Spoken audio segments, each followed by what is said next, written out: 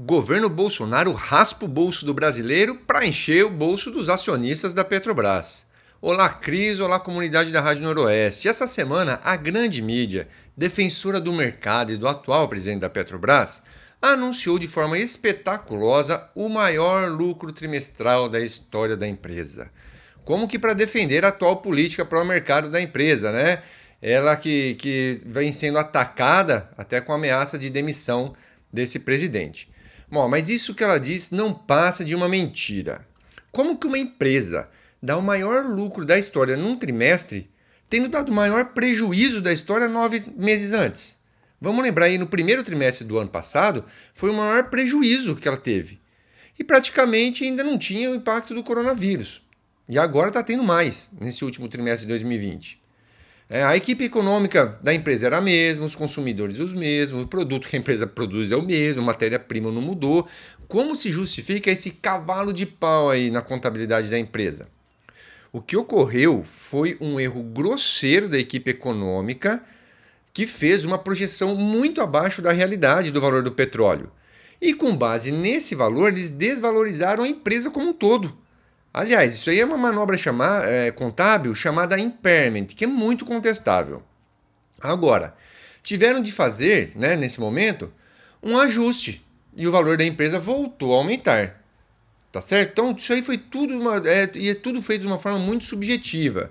Então, o que a gente questiona é: será que esse erro grosseiro lá no começo foi só um erro mesmo ou tinha outros interesses por trás?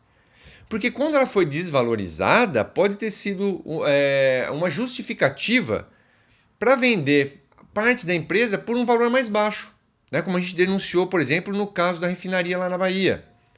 E depois que o negócio está feito, com o preço lá embaixo, eles voltam e avaliam a empresa num valor mais real do que ela realmente vale. E outra coisa, quando se vende partes da empresa, o valor dela acaba entrando como lucro, tá certo? Então por isso que a empresa Petrobras deu lucro de novo e tal, porque vendeu uma parte dela. Só que depois ela passa a ter um custo maior. Um exemplo do que a gente tem disso é a malha de gás que a Petrobras vendeu. Então, no ano que ela vendeu, isso entrou como um lucro, só que no ano seguinte já aumentou o custo dela, porque ela teve que alugar a própria malha que era dela. Olha que loucura, né? Um absurdo. Então, essas vendas que vão sendo feitas, elas são umas bombas relógios para os próximos anos, essa desintegração da empresa. Então, de 2014 para cá, os custos da empresa só aumentaram, né? Justamente por conta dessa desintegração. E isso é uma coisa importante, essas coisas importantes do balanço, a Miriam Leitão, o Sardenberg e esses outros aí que a grande empresa põe para falar, disso eles não falam, né? Então, por exemplo, esse aumento do custo da empresa está lá no balanço. A diminuição da geração de caixa, o fato da Petrobras hoje ser gerada como uma empresa privada que está pagando menos impostos, né? Tudo isso está lá. Então, de 2014, tudo isso aí mudou para pior. Né? Esse é uma de geração de imposto é complicado, né? Sempre dizem que as grandes empresas geram imposto para o país, o que é uma mentira. Quanto maior a empresa, mais forma de sonegar ela vai criando. Tá certo? O negócio dessa empresa é sempre buscar lucro acima de tudo, inclusive burlando, dando volta aí na legislação. E agora é assim que vem sendo com a Petrobras mesmo, gerida desse período aí do Temer e do Bolsonaro, né? Um governo como se fosse uma empresa privada. Bom, mas para além dessa matemática, né, contábil, né, vendas de parte da empresa, sonegação, ainda tem 3 pontos importantes para a gente analisar nesse balanço.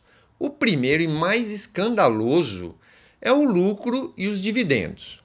A empresa alega aí que deu lucro de 7 bilhões, mas vai dar para os acionistas mais de 10.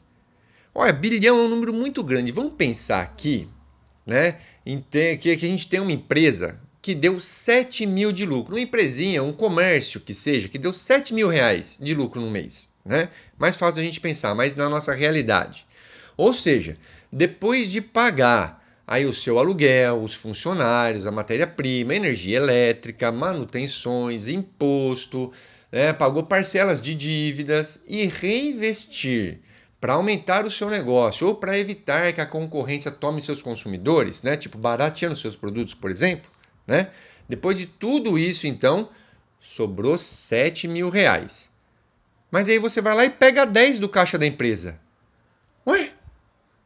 Ou seja, ou você está deixando de pagar a dívida, o que faz com que seus juros aumentem, ou está deixando de investir. E essa é a função da Petrobras. A Petrobras, a função dela é investir para o Brasil crescer. Tá certo? Mas o governo apoia. Por que esse governo está apoiando? Porque apesar de grande parte desse lucro ir para bolso de pouca gente, no exterior inclusive, parte desse lucro vai para tampar aí os rombos na conta do governo. E assim, não é que eu seja contra, viu, que o governo utilize o lucro da Petrobras para investir em saúde, em educação, mas existe um limite que é o próprio lucro. Não dá para pegar mais do que isso como estão fazendo, né? Como disse essa matemática criativa aí. Então, os últimos dois pontos agora para a gente fechar são a exploração que nós, trabalhadores brasileiros, estamos sofrendo com essa política pró-mercado da empresa. Então, seja o próprio colega petroleiro, que são trabalhadores que não puderam parar em momento algum da pandemia e não vão parar agora com essa nova crise que está tendo. Trabalham 24 horas todos os dias, final de semana, Natal, Ano Novo, Carnaval, estão lá produzindo combustíveis importantes para a gente. E que estão vendo o plano de saúde deles ser esmagado. Um plano de saúde no meio da pandemia. Para quê? Para dar lucro para pouca gente. E por último, é claro, a exploração de todas nós, toda a população brasileira, todos nós brasileiros, com o aumento do custo de vida. Né? Afinal de contas, aumentou muito gasolina, o gás de cozinha, o diesel, que como a gente já comentou em outros, né, outros áudios aí, outras colunas, aumenta o preço dos produtos em geral, né? E sem nenhuma melhoria de qualidade de qualquer política social, digamos assim, em contrapartida. Então não tem melhoria de salário, não tem emprego. Nós estamos pagando então um preço absurdo de gasolina, diesel e gás de cozinha para o governo encher bolso desses abutres acionistas. É isso? Você acha certo? Eu não acho.